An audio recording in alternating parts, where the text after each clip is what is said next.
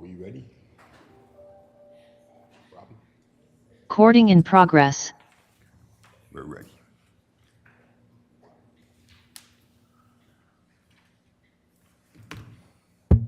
Okay, it is 6:30 and I'm calling this meeting to order. Madam Clerk, please take the roll. Present. Director Weiner, Present. Vice President Rentila, Here. President Alvarado. Here. Mr. President, we have a quorum of five members present. Okay, thank you. Please stand for the Pledge of Allegiance so you may observe a moment of silence, seated or standing. Vice President Rentila, please lead us through the pledge. I pledge allegiance to the flag of the United States of America, for which it stands, one nation, under God, indivisible, with liberty and justice for all.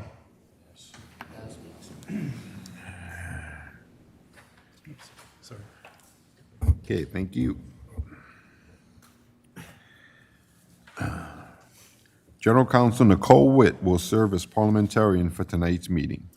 As a reminder to members of the public in attendance, the board has adopted rules governing the conduct of its public meetings. Public participation is welcome and encouraged. All public comments should be addressed to the board as a body, and the board asks that you please respect the 3-minute time limit per speaker. All persons attending board meetings shall observe the rules, any additional rules the board may establish, and the orders of the president with respect to the conduct of the meeting.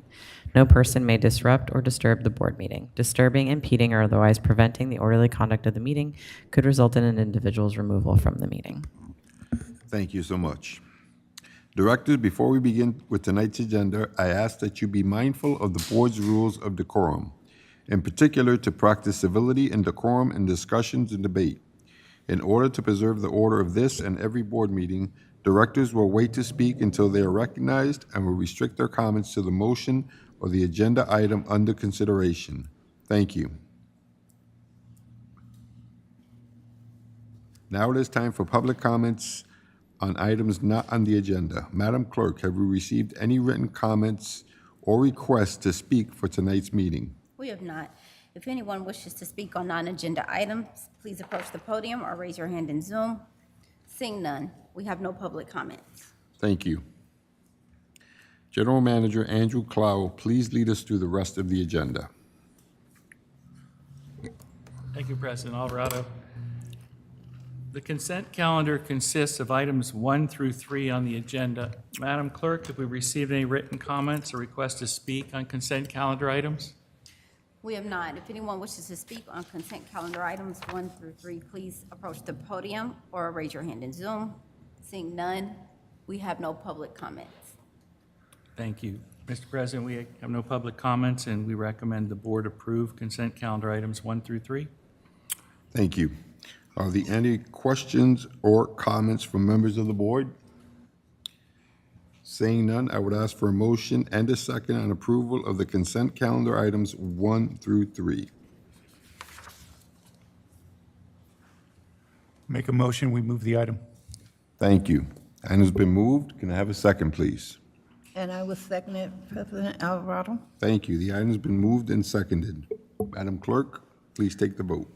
On the motion by Vice President Rentila and seconded by Director King Meredith to approve consent calendar items 1 through 3, those in favor say aye. Aye. Aye. Say no. It's 5-0. Thank you. Next on the agenda is regular calendar item 4, which is to receive a presentation on the status of the 2024 master plan. Madam Clerk, have we received any written comments or requests to speak on item 4? We have not. If anyone wishes to speak on item 4, please approach the podium or raise your hand in Zoom. Seeing none, we have no public comments. Thank you. And we have Planning and Support Services Manager Judy Chen to provide an introduction. Thank you, Andrew. Good evening, President Alvarado, Vice President Rentila, and member of the board. My name is Judy Chen. I'm the Planning and Support Manager with IMP Department. Today, we would like to present you the 2024 Master Plan. This is the plan that we have working on for the last several months. We had a plan back in 2014, and it's been 10 years. It's a need for our organization to renew this plan and to forecast what's coming in the next 10 years. So, and we continue to come back to this board meeting just to make sure that we can, every time we hit a milestone, we want to continue to come back here to answer any question that you may have, as well as collecting the recommendations, suggestion, or feedback from the member of the board. So today's presentation is going to break down into 4 different sections. So the first section is going to talk about the background. So as I mentioned, that we had the master plan back in 2014, and why are we having this again in 2024? So we're going to talk a little bit about the master plan background, and also, and the second part of this presentation is going to talk about the steps and the process that we take to set up the goal, vision, and level of services. The next 2 sections is going to talk about the status update of what we have done since last time we were here, and also what's coming in the next week, next couple weeks and months. Today we have 2 presenters. Armando Hodge. Armando Hodge is West County Wastewater Engineer 3.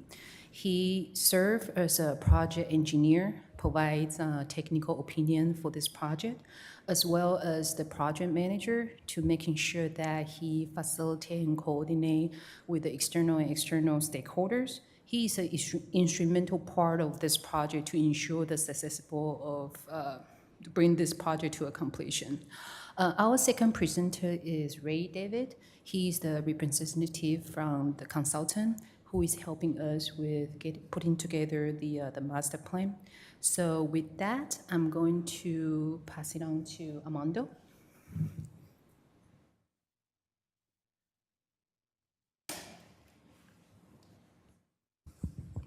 That was a really good lead-in by Judy. So now we'll go ahead and get started with the presentation. So as Judy's mentioned, we did bring this to the full board back in the summertime. We've also presented a very similar presentation to 2 members of the board in the IOE committee last Tuesday.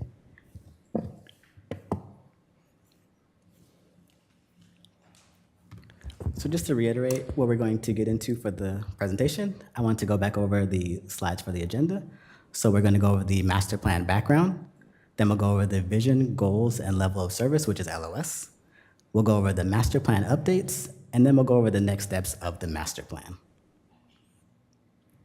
And so now we'll get into the master plan background. So although we've done a lot of work with this so far, our primary objective remains the same. We want to assess pretty much what we have right now, our existing facilities and infrastructure, to meet the long-term needs and develop a comprehensive 20-year CIP, which is our capital improvement plan. These slides look familiar to you in terms of the images. The collection system is our existing infrastructure, our sewer pipelines and lift stations. We also have our WQRRP, which is our water quality resource and recovery plant, our treatment plant. And we also have our WCW facilities, which is what we have here, and also at 2377 Garden Tract Road, which is our wastewater treatment plant admin building. Now we'll get into the vision, goals, and level of service, which is our LOS. And at this time, I'd like to turn over the presentation to the consultant we've been diligently working with, which is Carollo, who is represented today by Ray David.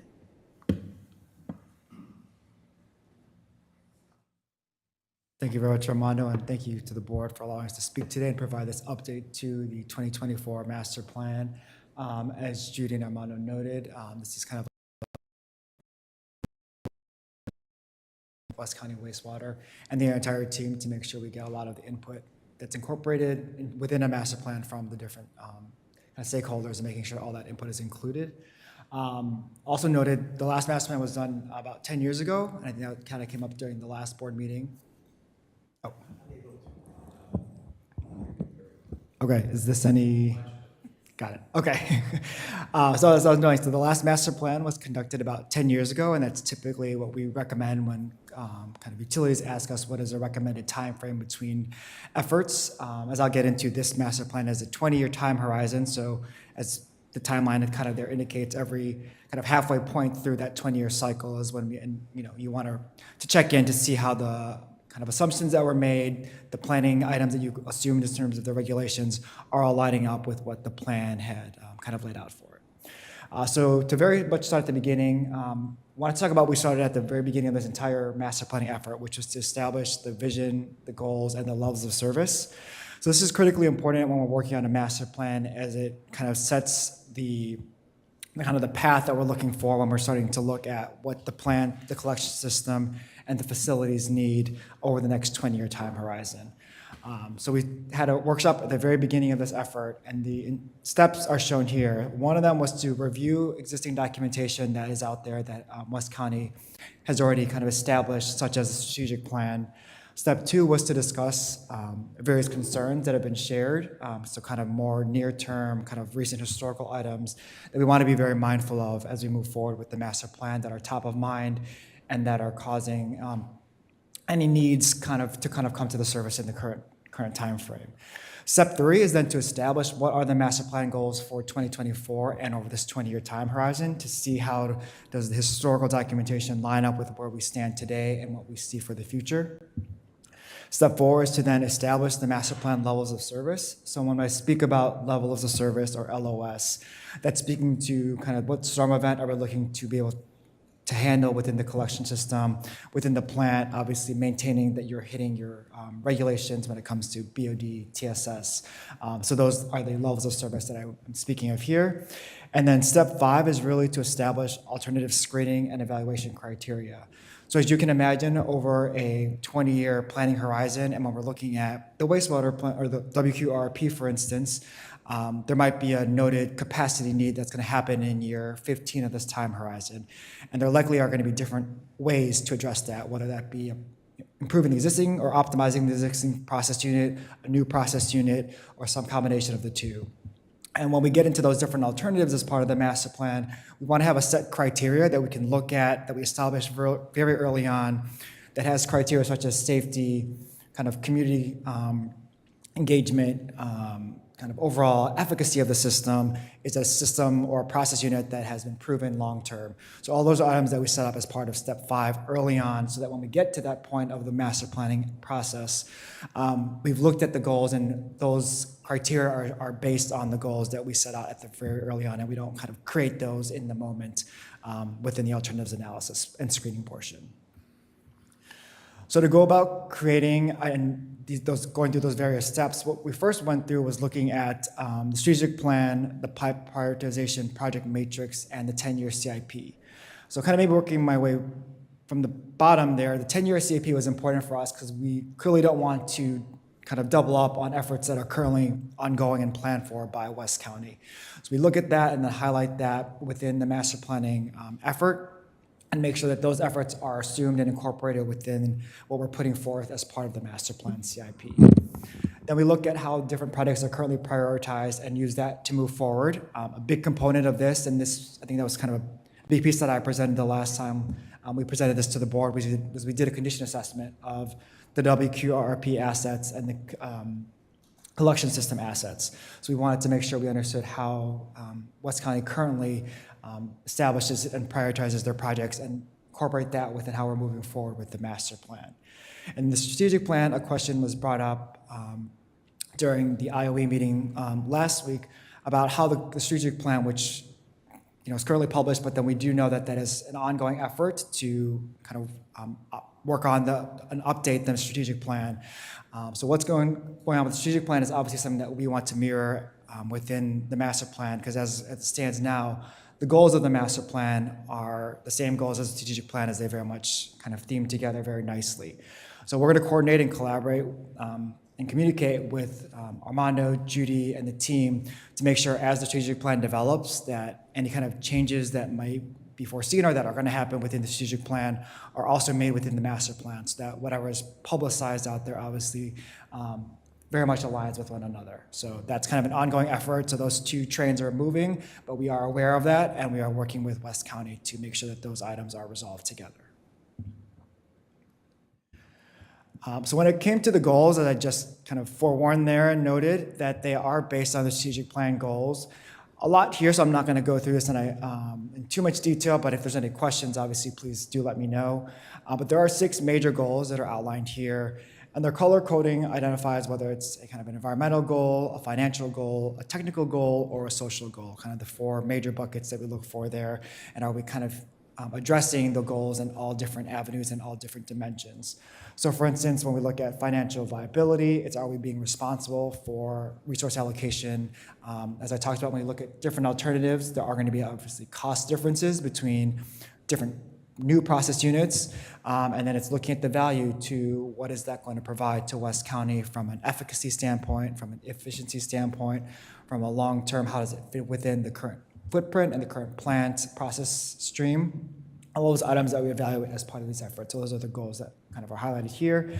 The latter one I'll note also is community image, to make sure that are these projects, are the efforts, are we keeping that in sight at the very beginning about engagement with the community and keeping the community kind of informed and healthy throughout all the decision-making processes that we're making here.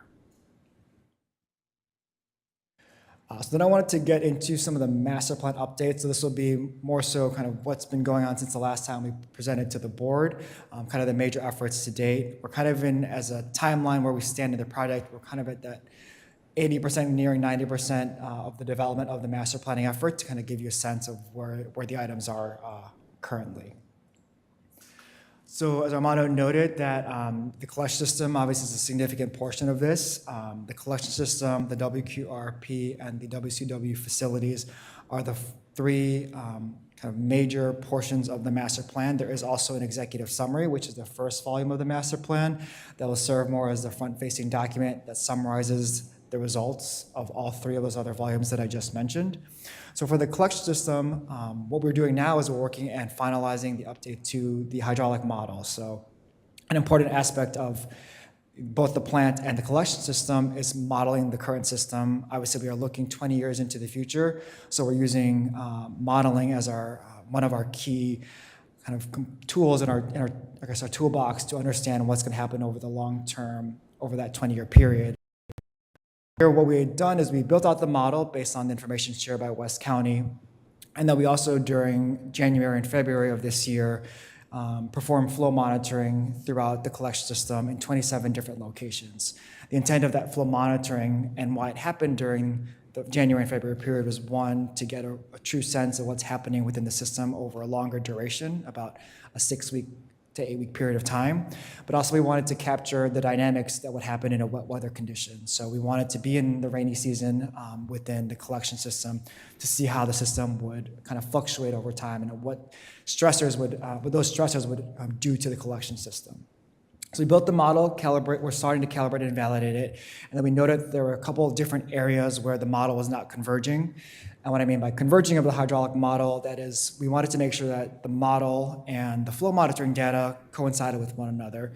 And when there were some differences in the depth that the model was predicting, or the velocity that was going through the pipe at a specific location, we wanted to make sure we understood why that might be off. There's obviously some level of kind of a band where we expect the model to kind of fluctuate a little bit because it is a model, but if it kind of goes beyond that expected range of about 10 to 15%, and then we start to have questions about whether we have the right invert, or is there something that we're missing within the modeling effort. So what we did in August was to visit the collection system and look in a couple of the different manholes and different stretches where we were seeing the model again, come short in terms of what we desire from a calibration and validation effort. So this is just a quick glimpse of the various locations that we visited. Again, the intent is to make sure that these are locations that 27 of those locations where we identified the model was kind of reproducing results that didn't fully align with the flow monitoring effort during that wet weather period. So we looked at a location north of San Pablo Dam Road, for instance, as shown there. A location on May Road. So as you can see, there's a little bit of a kind of yellow portion there, kind of highlighting those different locations. Specific location, as you can see here. Again, all of these different locations are items that are modeled the entire system, not just these locations, but all the tributaries that go into kind of the major trunk pieces of the collection system. And these are just the locations that were identified as being requiring an additional inspection. So we looked into different manholes, for instance, at 23rd Street.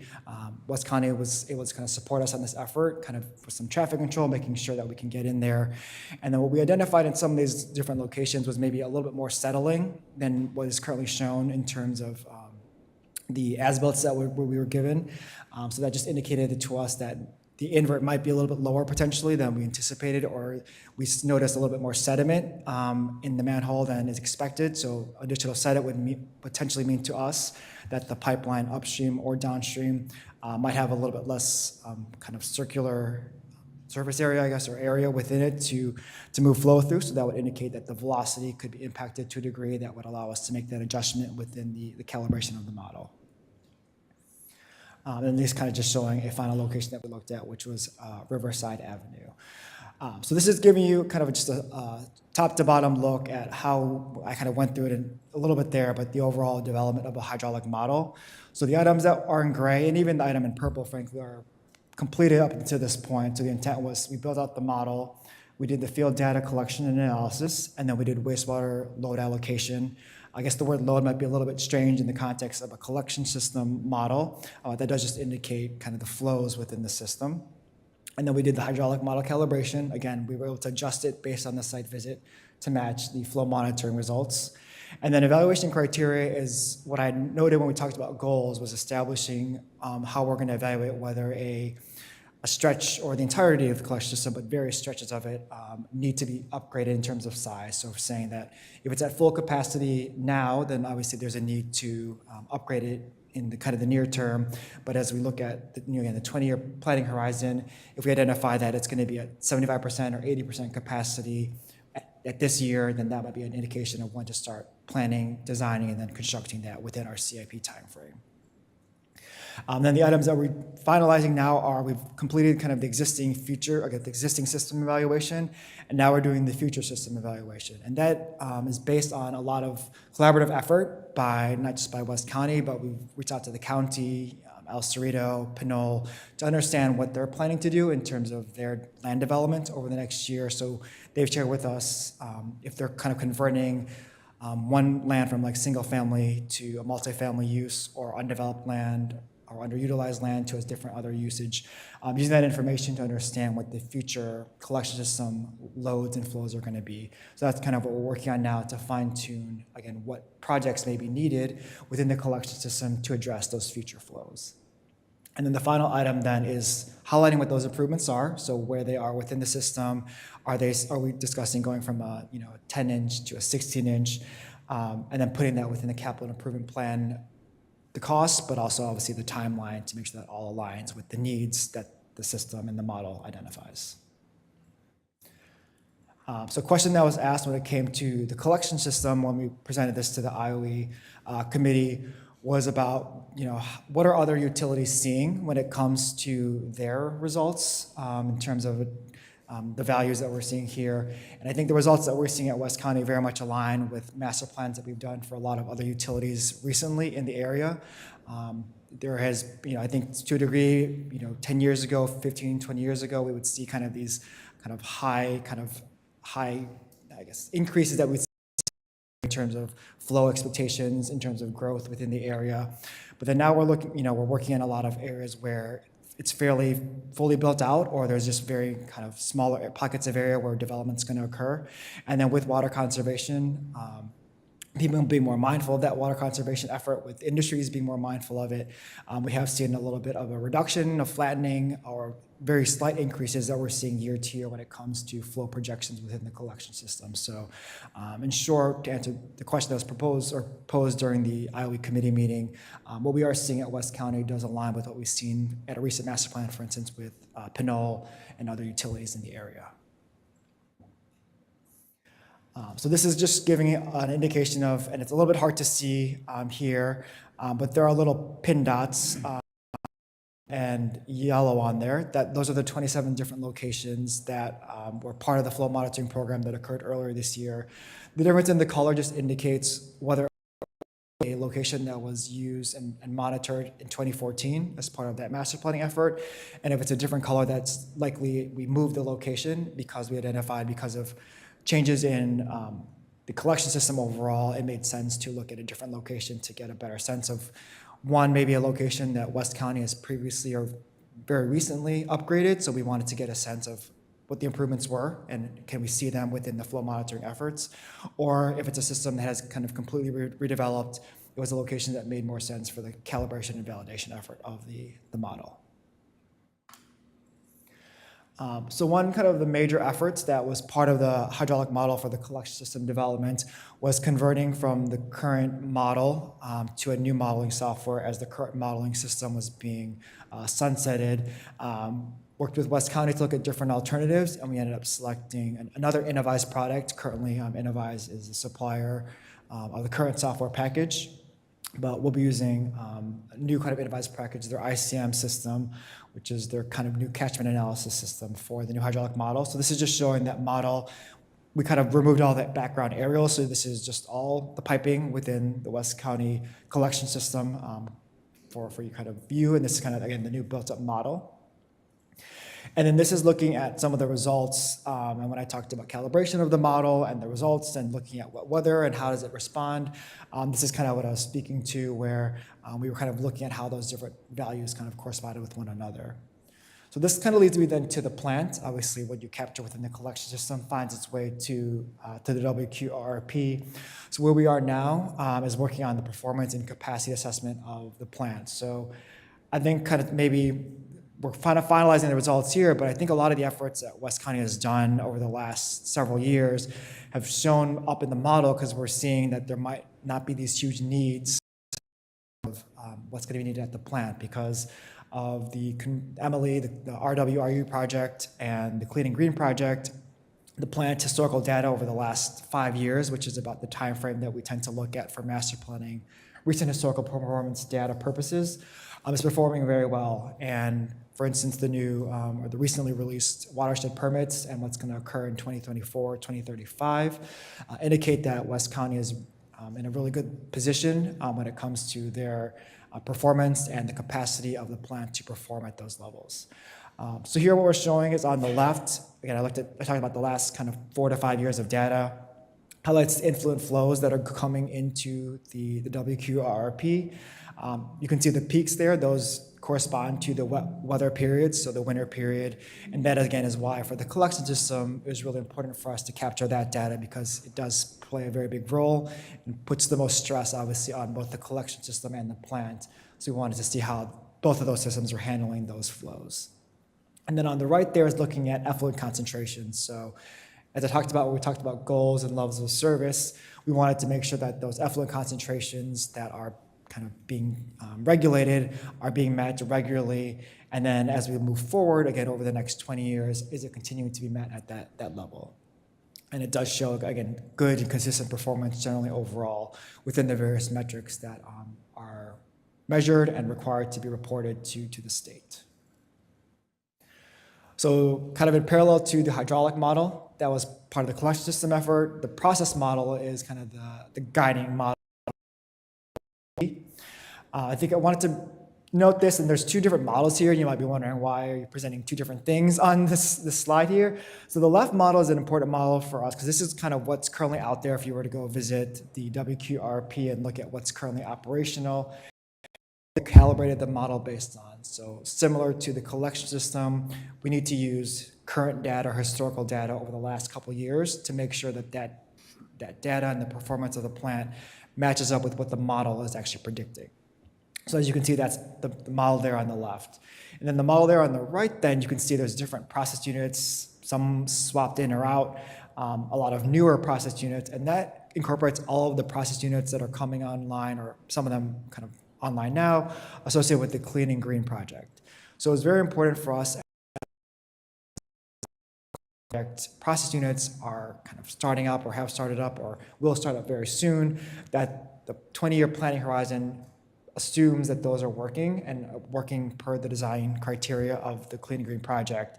And that's what we use to determine what's needed over the next 20 years. So we assumed as part of this master planning effort that those process units are functional and working as per the design criteria, and that helps us determine what's needed moving forward. So as I talked about when I discussed, kind of levels of service, a big driver for any levels of service and goals that we would set out is making sure that we're within the regulatory compliance and within regulatory requirements. So a big part of our effort was to look at what's already out there, what's already been discussed by the state when it comes to water quality, biosolids, PFAS, air, odor control, and make sure that that is all incorporated and that we are using those are going to trigger a need within the collection system, the WQRP, or the facilities. So that's kind of what we're showing there. But also we know that the climate change impacts that we're looking at in terms of more intense storm events, looking at the impacts of EQ within the system, and then just the overall resiliency of the plant when it comes to just the infrastructure, but also the mechanical, electrical, I&C components, kind of keeping all of that also top of mind as we evaluate the different needs within the system. And also if we were to replace an aging asset, are we replacing it with one that is more resilient or that kind of at least meets the same level of resiliency over time? And then when it comes to the WCW facilities, so that was the kind of, again, the fourth volume in total, but the third of the major volumes, as the first one, again, is the executive summary, which summarizes the other three. We looked at the WQRP and the main office and the CSO facilities, which are kind of the main locations where we're kind of breaking those off in terms of the facilities where staff, kind of O&M staff, engineering staff, planning staff, HR staff, all this, WCW team members work, and seeing if that space fits the needs for the staff as it currently stands and over the long term, again, 20-year planning horizon. So on the left is the WQRP, and maybe it's a little hard to see here, but it's the kind of the purple bluish boxes that are overlaying, which kind of defines what the facilities are within the WQRP.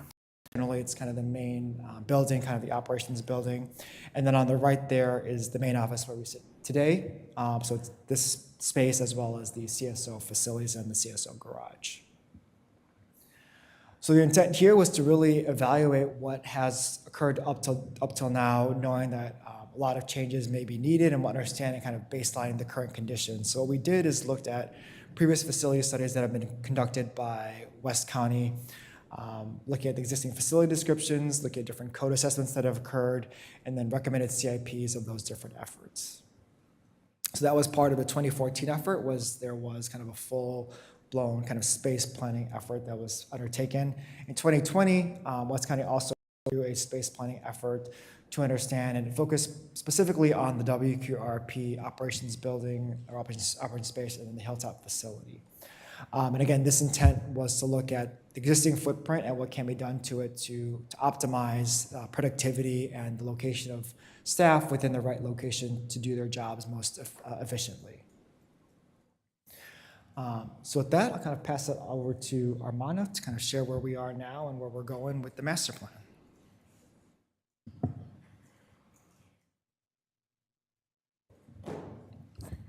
So essentially, we've done a significant amount of work since we've last brought this item to the board.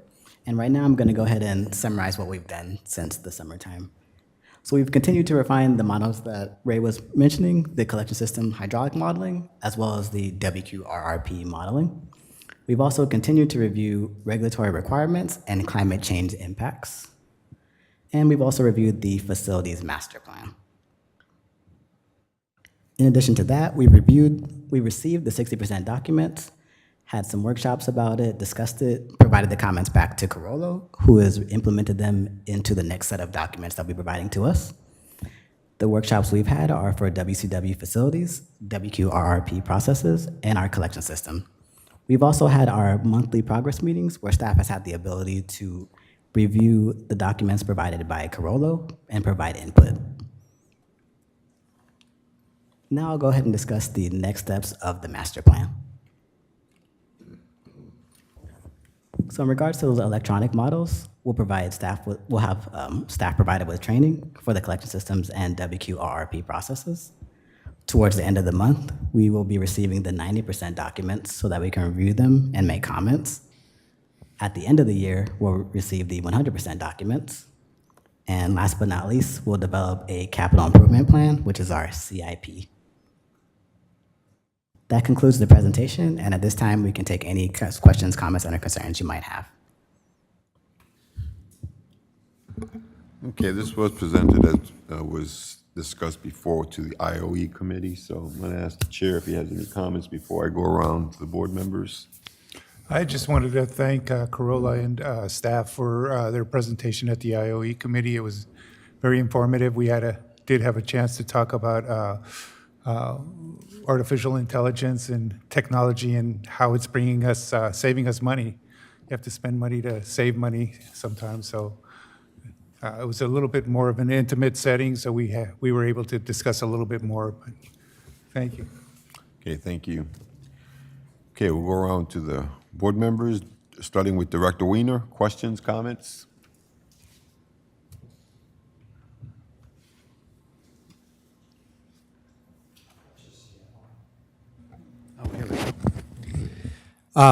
Yeah. The work was really comprehensive. It was wonderful to see that every bit of planning documentation that we've done over the last many years was incorporated to make a much more robust master plan, and also to utilize all the work that's been done here, which is very gratifying. And yeah, it's really impressive. The one takeaway I got, and it's not a critique or anything, it's just that going back to our goals for the environment, I think the recent impact of global warming is telling us that it's here now. It's not coming over the next 20 years. And our goal for carbon neutral may be underestimating what we can and should do. I've been told that it's, to go to carbon net negative would be expensive. As you get closer to carbon net negative, the costs rise or whatever. But I think that unless we have that in our plan to get to carbon net negative, we won't be leading, and our industry, I think, is uniquely positioned to reach a goal like that. So I would like to, suggest to the board when we talk about our the plans for the future, what do we call that? Our goals for the environment to up our reach. And I know where there's a will, there's a way. So if we make that our goal, we'll probably come across ways to do it, without having to spend a lot or too much or what have you. So I hope the board will take the initiative to update our strategic plan with a new target of carbon net negative by 2030 and be a little bit bolder in our stewardship of the environment. But as to the work that was done, it was really sounds excellent. Plus the modeling is really impressive. And the fact that we're going to have experts at it in-house will make the future more controllable, and we won't run into so many emergencies. So thank you, great work, and I look forward to seeing the final product. Thank you, Director Weiner. Director King Meredith, questions, comments? Yes, I just have, say thank you for the update and the presentation of the master plan.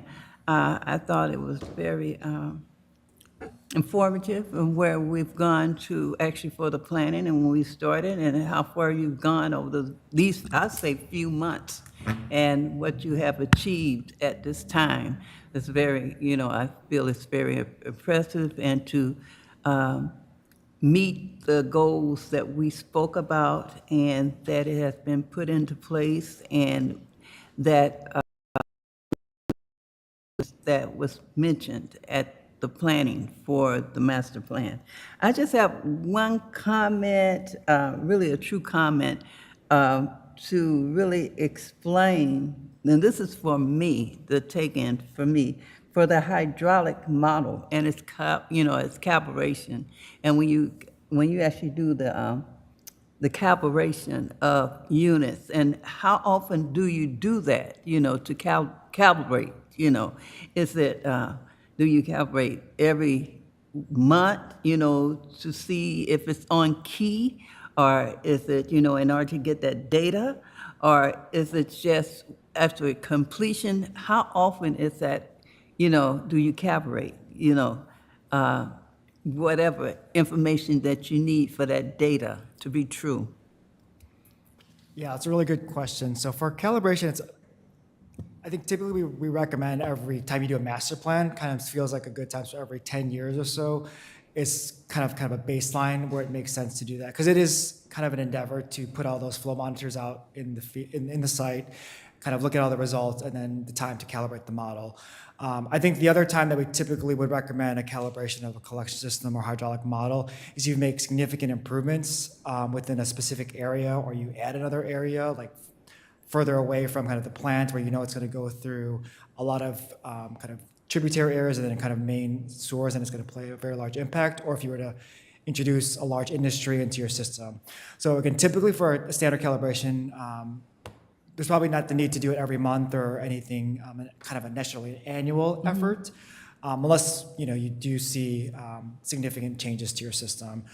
That being said, as kind of Director Wiener shared, if you're seeing a lot of changes in terms of your kind of flow to your plant because of significant larger storm events, more frequent storm events, there may be an indication that if the model is a couple years old, but there's something kind of very atypical and abnormal, but that's becoming a bit more of the norm, then that could indicate a need to calibrate. But I think in typical standard fashion, whenever you do a master plan, it's kind of when we typically have that kind of effort done. Okay. Well, thank you. And at this point, okay, thank you so much. Thank you, Director King Meredith. Director Suddiff, questions, comments? Thank you. Thank you for the presentation. I just have one question. Can you tell us, it's supposed to be a very rainy season coming up. I just want to know if we're prepared. Is the only question I have. Are we prepared? And are you sure, or are you, what's the word say? Are you sure, or are you imprint sure that we're going to be covered? That's all I want to know. I'm sure we're prepared. We've taken a lot of steps in our infrastructure and planning department with the INP leadership discussing everything with each other. We've had a couple of very good I&I reduction projects, which are inflow and infiltration reduction. So we've had what's called the Basin 7 project, where we replaced several miles of pipe, and that's really shown some differences in our hydraulic modeling, where we're seeing a reduction in I&I, which reduces the chances of overflows in our collection system and at our wastewater plant, which also reduces the chances of fines from regulatory agencies. Yeah, I asked that so whoever looks at this later, from our public, our community, we asked this question because that was like a huge question when we had this last mini, what do they call it, 100-year storm that just keeps happening every 2 years. That we can answer that question, especially over here, like La Paloma area, in those areas where, we get the most, what's a good word? Feedback from the community. So I just wanted to make sure that they understand how much work that you guys have put into shoring up our system. So thank you very much. Es todo. Did I miss it? But the expansion of the EQ basins as part of the Clean and Green project. See there, is a you're supposed to significant tell one. him this part. Tell him. You don't be. This is not a good time to be shy. Tell them, brag on yourself a little bit. So talk to us. Also, like Andrew was saying, there's we've had a lot of work done at the wastewater plant, including the multi-million-dollar expansion with the Clean and Green project, which I do have to give credit to the Capital Portfolio Division. So not only there are improvements with the infrastructure that we have in our collection system, we also have had a multitude of updates at our wastewater plant, which will, again, reduce the chance of sewer overflows and fines. This is what I wanted to hear on the record, so that everybody hears that, one, where their money's going, right? But also the work that you guys are doing to put into it. You're not just sitting in the truck on the side of the road. Thank you. Appreciate it. Es todo. Thank you. Vice President Rentila, anything further? Yeah, I had two questions, actually. And knowing that Corolla and staff are methodically plotting the course for the future, I was just wondering, we spoke about the past, what kind of goals do we have for 2025?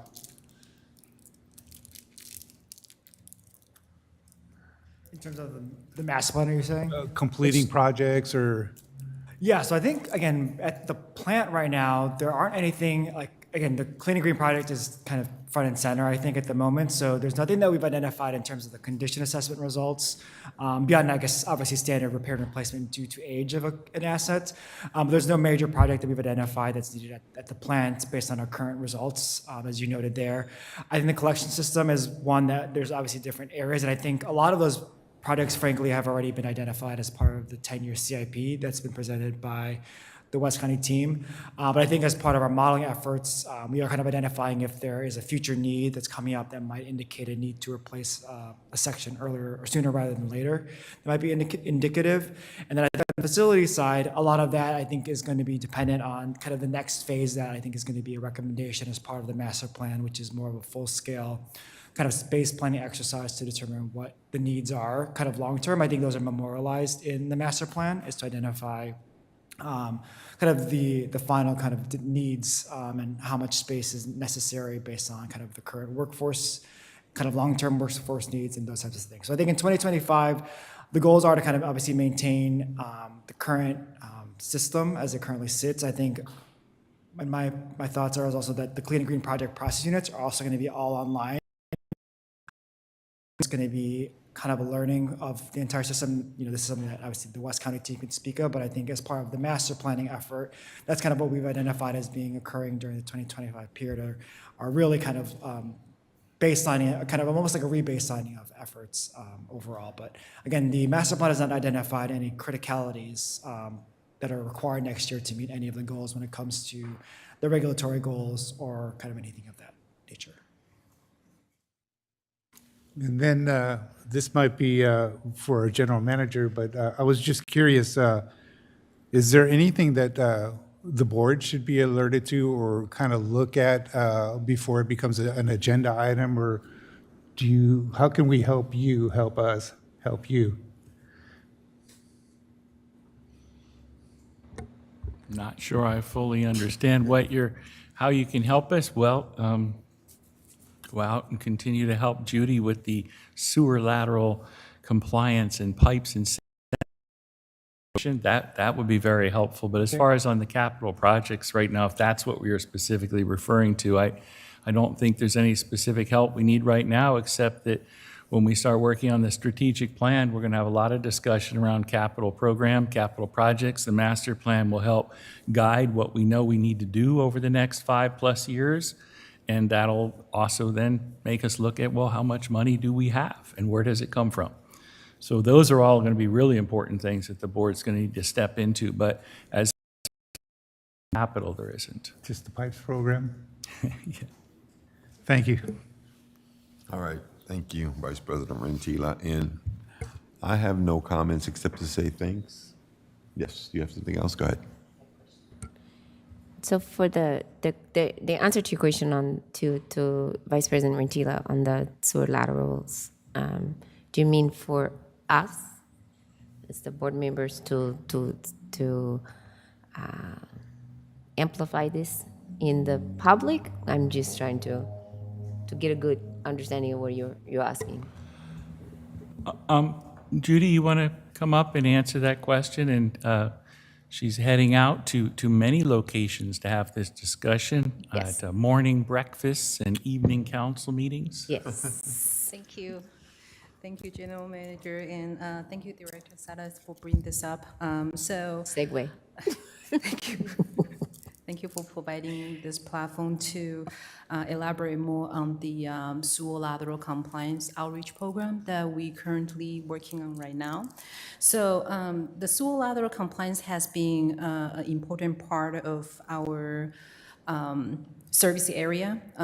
As important as we continue the IMP department, infrastructure planning department, that we take on the capital project to replace the sewer main in the street. Sewer lateral is as important as well, because a lot of those aging pipe that require replace or repair are the contribution part to our I&I. So we noticed the importance of this program, and we have started developing an outreach with our communication specialist, Kate, and we started the social media campaign starting in September all the way to October, and as well as in-person meeting. So the next meeting that's coming up is with partnership with El Sabrente Chamber of Commerce. We will be there at the El Sabrente Library on October 24th from 8 o'clock to 10 o'clock. We will be presenting over there with the public residents who has a business in the area, as well as the private resident. So one thing I want to elaborate is that thanks to the board of directors for approving the PICE program. PICE program stands for Public Incentive Program for Efficiency of Sewer. This is the incentive program that has been approved by the board year over year for $400,000 to assist the resident and the commercial property owner to bring their sewer lateral in compliance. So I want to take this opportunity to thank the board for approving this program. Thank you. I really just wanted to get that on the record, that part. Thank you, especially the last part. And so the second part of my question is, because each of us are at meetings where we deliver either information or report or some kind of update of West County, it would be great for us to have that new collateral as well to take with us over the PIPES program. We do talk about it, but it's great to have one voice, one message, not one voice, one message is what I mean. And so having the new collateral to take with us to introduce it from even just our standpoint, or just telling people in our neighborhood meetings. I know VP Rentila goes to a lot of those neighborhood council meetings. It would be, I think that would go a long way, also to helping people understand their obligation, our obligation, and what we're trying to do to bridge that gap. Thank you. Yes, and we will make ourselves available to participate in those community meetings as well. Anytime that if there is opportunity available, we will make ourselves available as well. Yeah. Perfect. Thank you. Thank you so much. Es todo. Thank you. Set? All right. Thank you. Thank you again. I have no questions or comments. Just want to say thanks for a job well done to Carollo and staff. Next item, please. It's no action on this, so next item. Thank you. Next on the agenda is other business, item 5, which is to receive the September 2024 check register report and a public officials as agency liaisons training. Madam Clerk, have we received any written comments or requests to speak on item 5? We have not. If anyone wishes to speak on item 5, please approach the podium or raise your hand in Zoom. Seeing none, we have no public comments. Thank you. General Counsel Nicole Witt will lead us through tonight's training.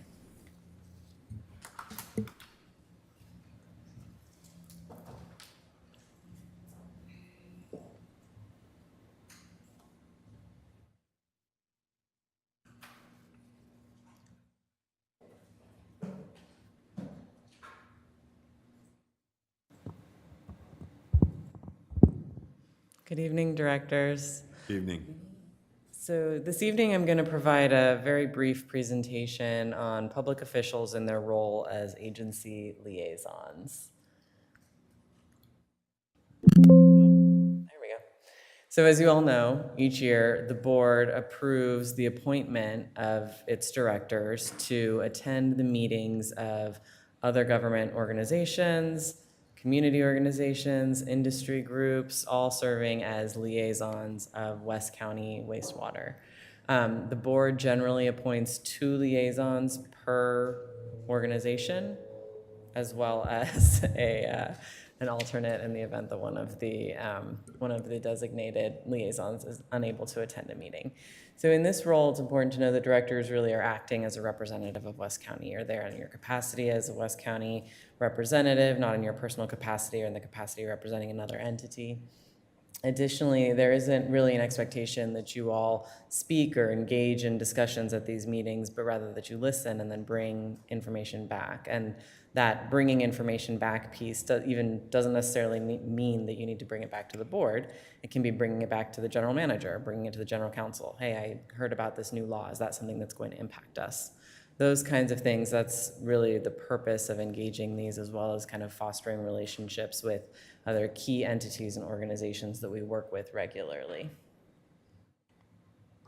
Now, there are some Brown Act implications that I want to make you all aware of. As I talked about, the board generally appoints 2 directors per entity, so less than a quorum.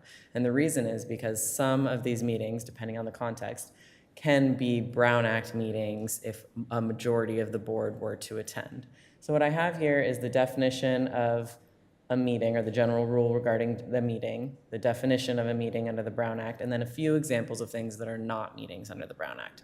A conference, an open and noticed meeting of another legislative entity or local agency, an open and publicized meeting organized to address the topics of community concern by a person or organization other than West County, a purely social event. And in all of those instances where the law has created a carve-out from the definition of a meeting, there's sort of a further carve back in, if you will, where if a majority of the board discusses matters that are specific to a specific matter that's within the subject matter jurisdiction of the agency, that brings it back into the definition of a meeting. So even if you all are at a conference, which wouldn't be a meeting under the Brown Act, a majority of the board should not get together to discuss a specific matter related to West County. That would bring us back into that definition. So the board kind of what the board has done is it appoints 2 directors in an effort to kind of mitigate or protect against any risk in the event that some of these meetings are in fact Brown Act meetings if a quorum of the board were to attend. So it's sort of a mitigation effort to make sure that you all are kind of not unintentionally running afoul of the Brown Act as you all are out there serving in your capacity as agency liaisons. And then the last thing I wanted to mention to you all are there some AB 123 requirements regarding reporting. So your attendance at these meetings, the sort of travel to these meetings, it's all eligible for reimbursement under the board's rules, policies, and procedures. But if a director receives expense reimbursement or attends a meeting at the expense of the agency, they need to report on that meeting at the next regular West County Wastewater Board meeting. So as you all know, if you attend a conference, you return to West County and you report on your attendance at that conference. Similarly, if you attend any of these meetings, again, at the expense of the agency, and return to West County at the next regular meeting and report. And then in addition to that, it also includes, there's a reporting requirement if you're attending, for example, a committee meeting at the expense of the agency. So if you attend Finance and Administration Committee at the expense of the agency, that's something that should be reported. And that is the conclusion of my very brief presentation. I'm happy to respond to any questions. Well, thank you for that very brief presentation. It was very informative. And yes, we're going to go around and ask if any board members have questions. We'll start with Director Wiener. I have none, thank you. Okay. Director King Meredith. I have none also, but it was very straightforward. Thank you. Thank you. Director Sadif. I am bueno. Thank you. Okay. And Vice President Rentila. Oh, I've always got questions. So if you are the chair of a committee outside of West County, you're still looked at as a West County representative, correct? So as public officials, as elected officials, you kind of always have to be mindful of the fact that there is a need at times to distinguish the hat that you're wearing. Are you wearing your West County hat? Are you wearing your hat as a representative of another entity? Are you there in a personal capacity? So there is, I think, a need to, and can be a need to kind of make that distinction. This, when you're serving as an agency liaison or representative, if you're attending a city council meeting as a West County representative, then you're there wearing that hat. And that's really the purpose and the focus. Does that answer your question? But as the chair of the Richmond Neighborhood Coordinating Council, I'm still there as a West County wastewater district board member, even though I'm chairing the meeting? Mm-hmm. Okay. I'm sorry. Cool. Okay. Maybe we can chat after just so I'm sure I understand what you're asking. You cool? Yeah, I'm good. All right. Thank you. I think we should make these slides available to all board members, just so they could have it as information. Absolutely. To come back and use as reference if needed. Absolutely. But thank you, I'm appreciate happy it. to answer any questions if things come up later down the road. Thank you. All right, thank you. Yep. Okay, next item.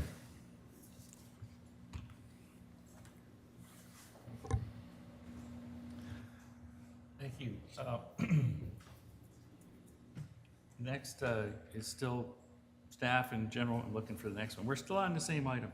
But if we have any questions on the check register, we're available to answer those now. Question? Go ahead, Director Weiner. Yeah, we have an item, spot repair, CIP project, APB, general engineering, item 107766. Can you remind the board what this spot repair entailed? It's quite a large sum of money.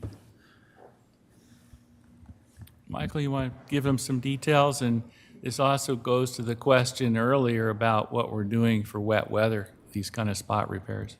Sure. So our spot repair program, essentially we go out and we assess and maintain our sewer lines. Our CSO group does that for us. When I identify an area in our line when they're doing their assessments that needs some attention, a lot of it we address through our spot repair program, which we utilize the CUPCA process that this board approved not long ago, maybe a couple years ago. It allows us to really quickly and efficiently get out and repair lines that need to be repaired. So the numbers you're seeing there are essentially repairs that we've done in our sewer system.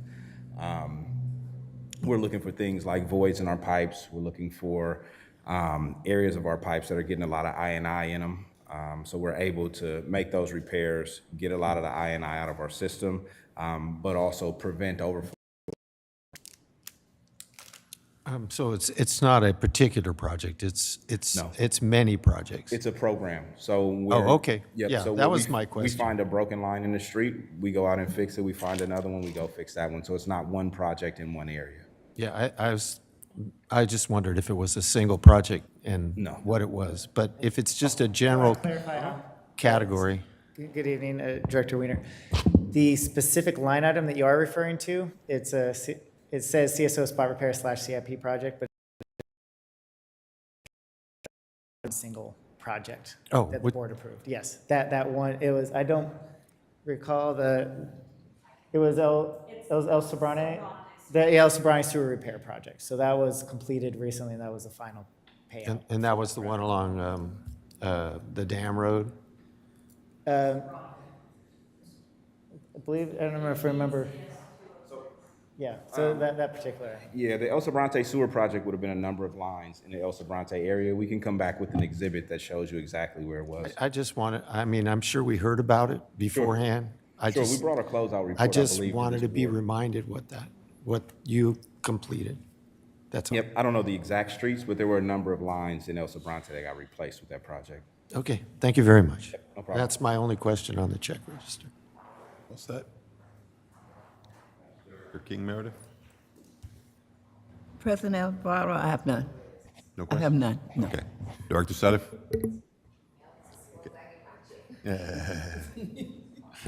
Vice President Rentila? I just wanted to say I thought my PG&E bill was bad. Yeah. Thank you. All right, thank you. No questions here. I have a few more. Between now and our next board meeting, I mentioned at our last meeting, we had quite a few events. I'm going to go very quickly through them. October 17th, Thursday, is Imagine a Day Without Water. And as part of that, we're participating in a CASA-hosted social media event entitled What's Your Drop in the Bucket? And so at 10 a.m., we will post our video response and tag the next agency to pass the chain along. And so there's a whole series of them. And that can be, I'm not sure how, we have a link here, West County Wastewater at a day without water, but I'm not quite sure how to share that with them. I don't know, we'll find out. And on this Saturday, St. Paul's School Fall Festival from noon to 4 at St. Paul's in San Pablo. On Monday, the 21st, we will be at the San Pablo City Council presenting to the council, who we are, what we do, and Judy will be talking about sewer lateral compliance and the pipes incentive program, among other things. Let's see, we keep going. October 24th, Thursday, the Drop's third birthday, but also a ice cream social from 2 to 4 p.m. Everybody is invited. On October the 25th, we're going to be hosting Supervisor Joya with a staff meeting and a tour around the plant. But he is doing this, I guess, holds a staff meeting at a variety of locations within his district. So we'll be hosting him on next Friday. On that Sunday, the 27th, Director Rentila may say more about it, but the Trunk and Treat event at Hilltop. On the 29th, Tuesday, we have our Construction Management Association of America tour at the treatment plant, 8:30 to 11:30. Talked about that one before. And on October 30th, Aaron and I will be joining the San Pablo Rotary for a lunch meeting to talk about West County wastewater. And one other that Judy will be doing on Thursday, October 24th, is the El Sobrante Chamber of Commerce at their Sunrise Networking, talking again about sewer lateral compliance and the pipes incentive program. There's a theme here. That's all I have, and we'll move on to the next item. Oh, wait. I just wanted to add, with Imagine a Day Without Water, I believe Kate will be reporting that in the drop on Friday. Oh, that's right, yes. And that's where you can get your link and you can see it. Thank you. Good to have two brains working on it. The final item on the agenda is item 6, Director's Comments, Meeting Reports. Madam Clerk, have we received any written comments or requests to speak on item 6? We have not. If anyone wishes to speak on item 6, please approach the podium or raise your hand in Zoom. Seeing none, we have no public comments. Okay, thank you. As a reminder, directors will report on meetings they attended for which they are seeking reimbursement or compensation from WCW and other matters within the subject matter jurisdiction of the agency. We'll start with Director Weiner. Since our last meeting, I attended the El Sobrante Chamber of Commerce, the El Sobrante Municipal Advisory Committee, Council of Business and Industry Shoreline Cruise and Blue Angel Air Show viewing, awesome thing, and the Richmond City Council.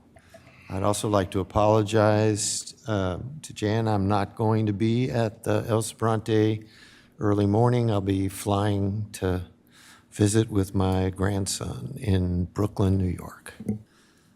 Can't make it. Thank you. Have a good trip. Director King Meredith? Thank you, President Alvarado.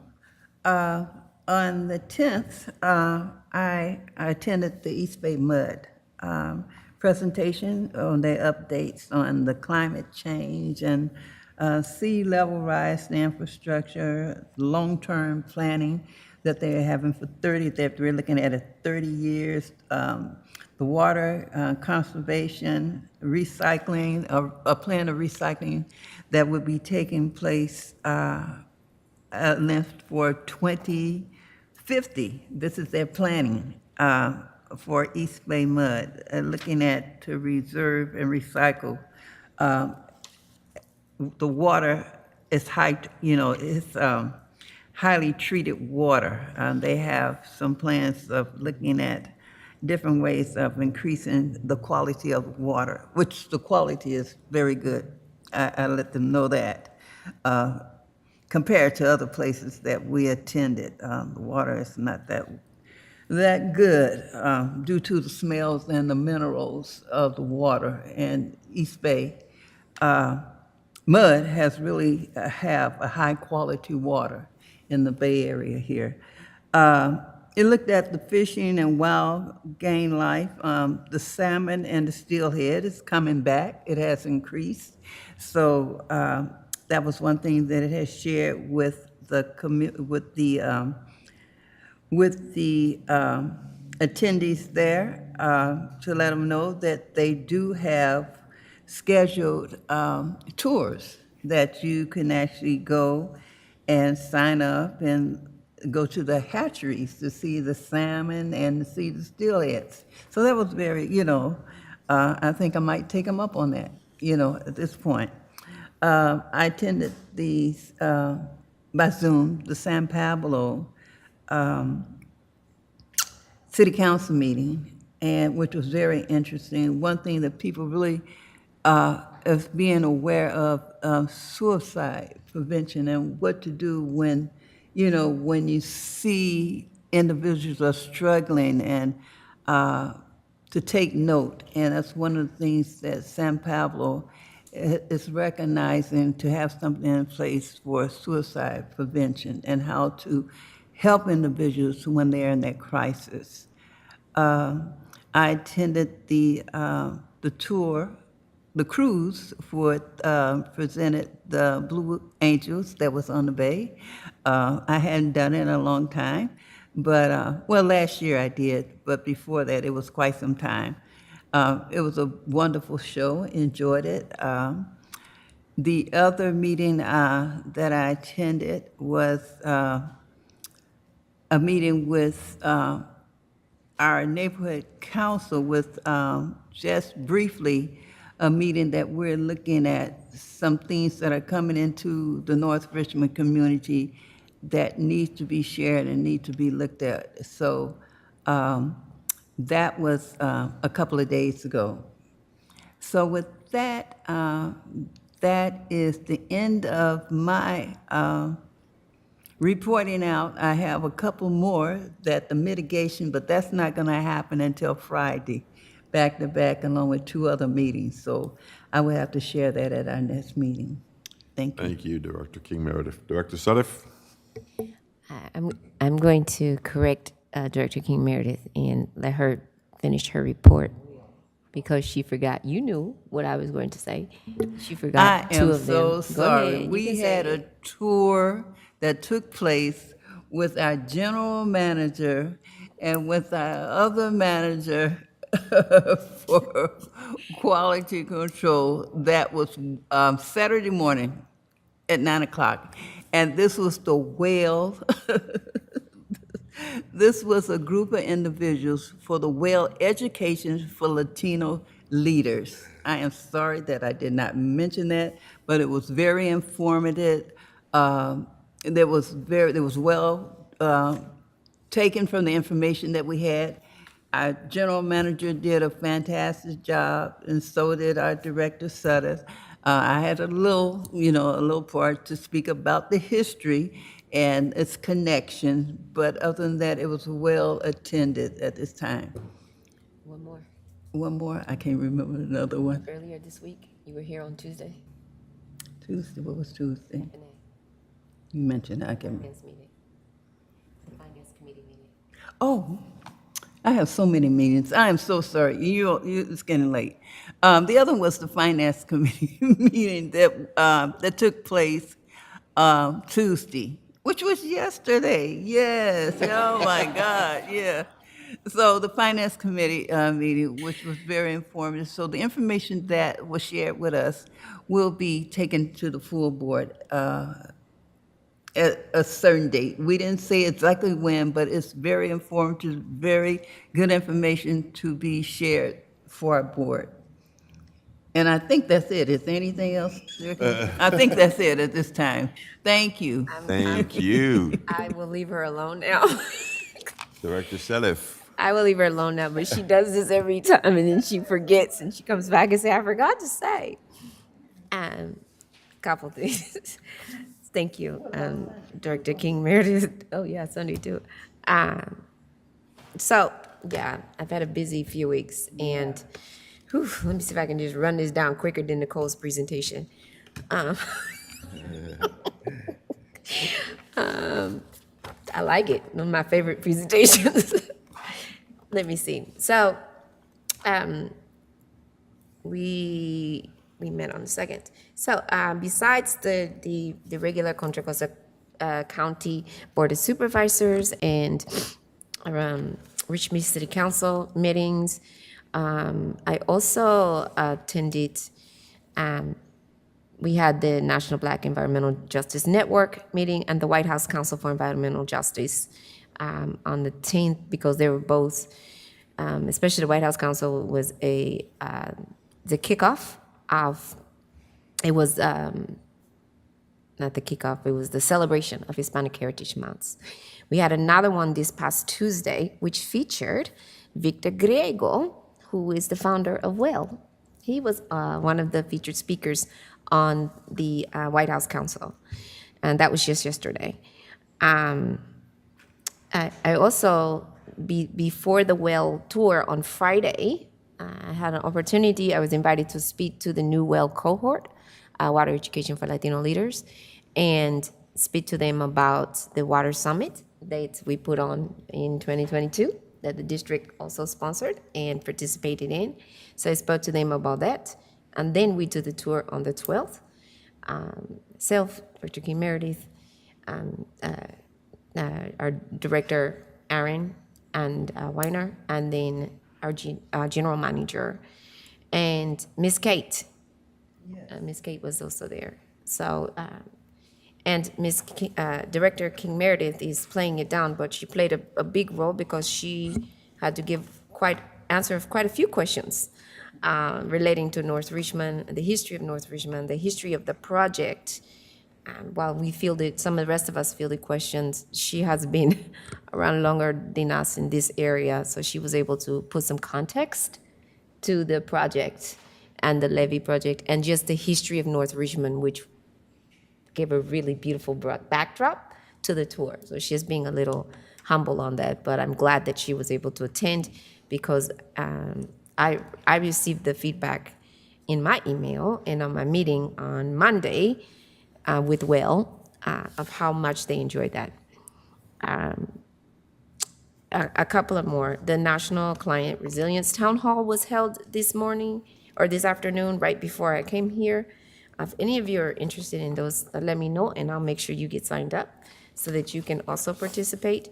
We did meet yesterday, our Finance Committee, and main topic of discussion was Public Records Act requests, and as Director King Meredith said, that will be coming to the full board. A couple of other takeaways that I wanted to talk about. I along with, I believe, 8, Sir Weiner, was it 8 staff at WEF last week and a half? 6 or 7. Was able to attend WEF as the board knows, and it was, if you've never attended, boy, they put your ankles to a test. He's a lot of walking, he's a lot, but he's also just a lot of information, is a lot of educational materials. I have some that I can make sure I can get it to GM or Ms. Robin to disseminate, because it is, some of them, most of what I did had to do with like governance or what's going on with the law. And I did get a chance to participate in 2 of their community workshops at the very beginning when I got there. Garden at a local school. And my daughter had met me there, so she didn't know she was going to do community service, but she did. So we also made some laundry kits, and it's a time to be in New Orleans or in the South talking about water in the middle of hurricane season when they're having water. So one of the big things is, yes, tomorrow is a day without water, but it was not lost on many of us that this impact, the lack of access to clean, fresh drinking water and to clean, safe sanitation systems is really important. So like I say, the community service that I was able to do focused on that. And we did several events around a day without water, and I brought back some of the things that I signed up to do. One of them, and if you're interested, I will make sure I get it to you, is that there is a project. Xylem is one of the sponsors, but WebTech also sponsors this project where they have a sticker. There's a small sticker that they will give you that has a QR code, and if you scan it every time you take a drink or every time you fill your water, so I can get these to everybody, but every time you reuse your refillable water bottle and you scan this, they will give money to, right now the charity is, it's called Flood the Planet and Global Goals, but the charity that they're benefiting is a children's charity in Dominican Republic. So it's a wonderful way to give back and still get your water in. Some of us have bottles that already have it, but you can use the little sticker on any of your bottles. We also did a project. We also talked about the Bureau of Land Management. I went to several meetings for them, and they talked about some of the historic investments that they've been having on the West Coast, including solar. So I know that we can talk about these more detail in one of our committee meetings, but they have proposed, back in August, the Bureau of Land Management, BLM, they released their Western Solar Plan. And then just earlier, last week, they finalized their end of the plan, and they're now asking for input throughout California. They want to do approximately 40 acres of solar land, put solar on 40 acres of public land in Southern Cal, but in Northern Cal, the whole project will build out 117 acres, and it's going to change the solar energy and deliver clean electricity to the statewide transmission grid. How that's important to us is because of the programs that we are trying to put together. There is money for this under the Biden administration's. It is called the Investing in America agenda as part of the infrastructure bill. And so I wanted to bring it to our attention so that as we are going through the Clean and Green project and any other projects, especially with solar being on our agenda, that if we have an opportunity to apply for this money, there's a lot of it that right now. They gave $24.6 million, they mentioned this one, to Utah for their watershed restoration initiative because they were doing the same thing we're doing and really coordinating with other agencies and other organizations.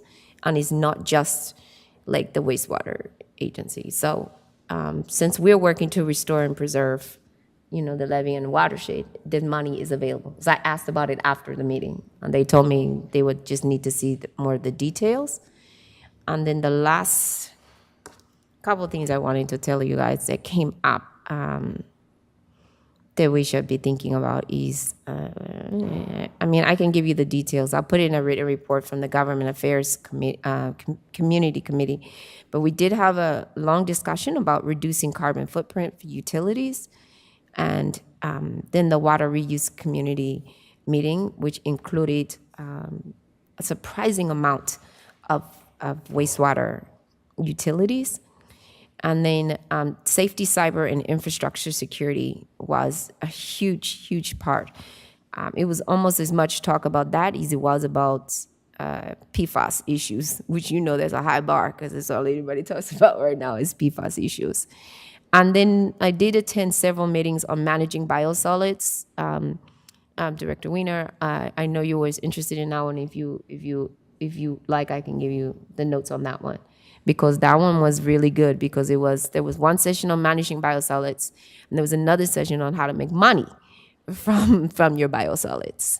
So those were really, like I said, it was a busy week. And climate proofing our cities, environmental social justice, workforce development, and for us, it would have been leadership development. How do we get more leaders into our field? And then I was able to attend a couple of affinity events, the Black professionals in water, Hispanics in water, and I also attended the AEI in water and Indigenous peoples in water. And because everybody has different issues, and so that was really good to get that down. And then the last thing is, I was asked to be on the advisory committee for access for WEF. So I'll be talking to them about what that looks like, because I have like 2 minutes left in my day. Es todo. I'm sorry, I think Nicole beat you in the brevity. I know. I tried. I was watching the clock too. I was watching it and I said she won. I would say Nicole. She won. won. As well. Nicole won. That was a best one. But I did get all the information for you. I got you. Thank you, Director Sadif. Absolutely. Vice President Rentila. Yes, I did want to piggyback off the clean and green that Director Sedith was talking about. I was listening to a talk show this morning, and there's a multi-prong approach to clean and green, and they're going to be bringing back nuclear power plants. 3 Mile Island is coming back online, and Google, Microsoft, and some of the big companies are talking about building smaller nuclear power plants to run their facilities. So I did go to the City Council meeting. They spoke about ARPA, reallocating ARPA funds towards streets and paving, and the city's going to get an arborist because the rainy season is coming, and they want to identify these trees that are going to be falling, probably close to us.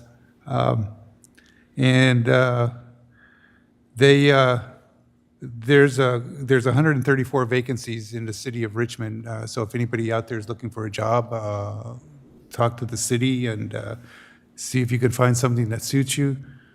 There's also, there was a discussion about an animal shelter that's near and dear to Richmond. It's called Jelly's Place. It's going to be closing, so they're asking the city if there may be a facility that they can use. So moving on, next week at the next Monday on the 21st at the RNCC meeting, we'll be introducing the Operations Emergency Service Manager, Mr. Diaz, to the community through the RNCC meeting. That should be pretty good. And then on Sunday, the 27th, from 6 to 8 p.m., the Hilltop Community Church will be hosting the Trunk or Treat. It's been moved from Hilltop Mall back to Hilltop Church. It's located at 3118 Shane Drive, right around the corner from us. They're asking you to come up and get some free candy, lots of free candy. I think our president would like that. And Lifesavers? yeah, they may have lifesavers. I'll put in a request for you. I think that's the end of my report. Thank you. Thank you, Vice President Rentila. I'll be brief with my report. October 4th, I had a meeting with Nancy Hetrick for our strategic plan update. October 7th, I attended the San Pablo Council meeting. October 8th, IOE committee meeting. And October 11th, I also attended the COI Shoreline Cruise. And that's the extent of my report. Madam Clerk, are there any announcements? The next regular meeting is November 6th here at 6:30 PM. That is it. Okay, and Director Salafi? Information that the general manager spoke about, if you're interested in participating in the What's Your Drop in the Bucket, board members, just see me afterwards and you can scan this QR code so that you can participate. They were doing it at the Alliance for Water was doing, they're doing the same thing. So, that's all. So did you have any announcements? No? No? Nothing further from me. Okay, thank you. All right, so I believe then that is it. We are adjourned to our next regular board meeting, which is scheduled for November 6th at 6:30. And it is now 8:04, and the meeting is adjourned.